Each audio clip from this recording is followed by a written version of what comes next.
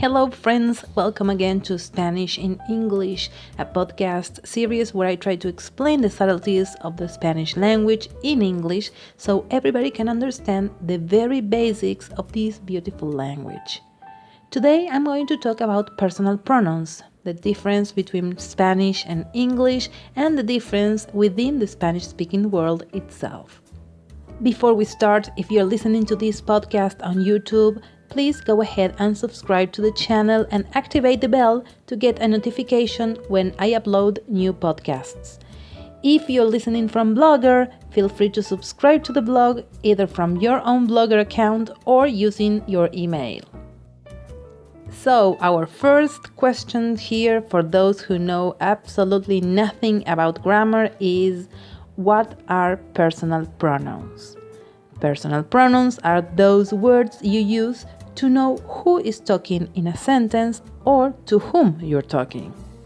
In English, personal pronouns are I, you, he, she, it, we, and you in its plural form, or you all, as Texans say. In Spanish, it's almost the same.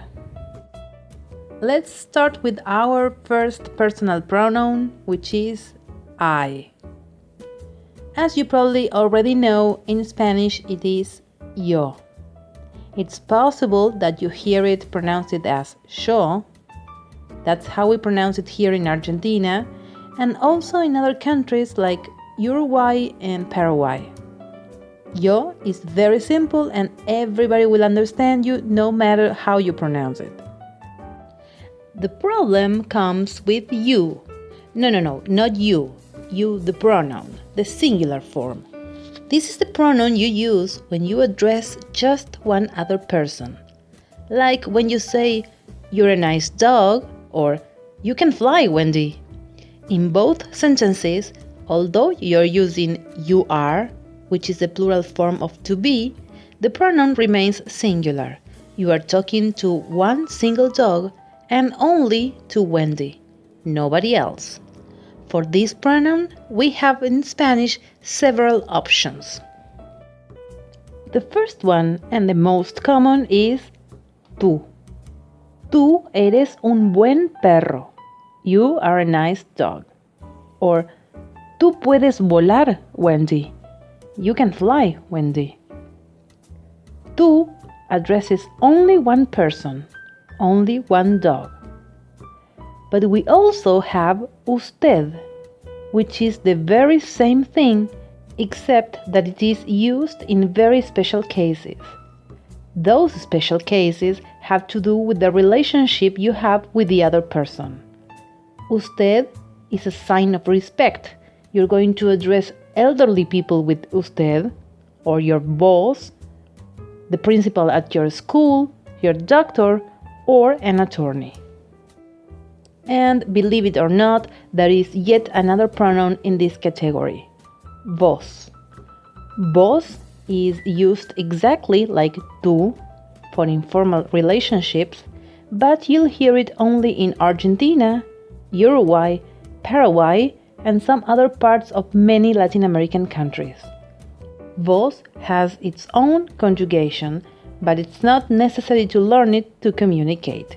Here in Argentina, for example, we have lots of immigrants from Colombia and Venezuela, and they all use tú, although we speak using vos. But we all understand each other very well. Then you have he, she, and it to address the third person of the singular. In Spanish, as some of you might already know, it's almost the same. We use pronoun él to say he and ella for she. And since nouns have gender, in Spanish we don't need the pronoun it. Instead of saying it, we're going to use él or ella depending on the gender of the object. With animals, for example, if you know the sex of the pet, you can just say él or ella. And when referring to wild animals, it will depend on the gender of the noun. For example, zebra is female, so you're going to say ella. And león, lion, is male, So you're going to say él. Of course, if you somehow get confirmation on the sex of these animals, you can change the pronoun as you speak. Next pronoun is we. In Spanish, it's nosotros, if the people speaking are a group of men or a group of men and women. If it is a group of women only, then they'll address themselves as nosotras. Then comes you in its plural form, which in English you have to guess by the context. When you say you are invited to the party, knowing who you are addressing depends on the situation. If there's a group of people, we understand you're using the plural form, some sort of you all are invited to the party. But when there's only one person, well, it's a singular form. In English, you make no difference between these two. In Spanish, however, we do. And we use the pronoun ustedes. Now, ustedes is not the same as usted. It's the plural form of both usted and tú, and even vos. But it can be used both in a respectful situation or an informal one. For example, if you address your group of friends, you can call them ustedes, and if you're addressing the board of directors of NASA, you'll also use ustedes. There is no masculine or feminine distinction here. A group of men or a group of women, you'll address them both as ustedes. And finally, we have they. In Spanish, when we point to a group of people, we say ellos, again if all of them are male or male and female, and ellas if they are only women. Just like it happens in English with verb to be, where you have a different conjugation for each pronoun, like I am, you are, he is. In Spanish, each pronoun has a different conjugation. But we'll leave that for another podcast. With this one, I wanted you to understand the similarities and the differences between our personal pronouns so you can use them more confidently. Okay, so this is all for today. We'll address the issue of conjugations next time, but for now you're welcome to leave your questions here on the comment sections and I'll try to reply to all of them as soon as possible.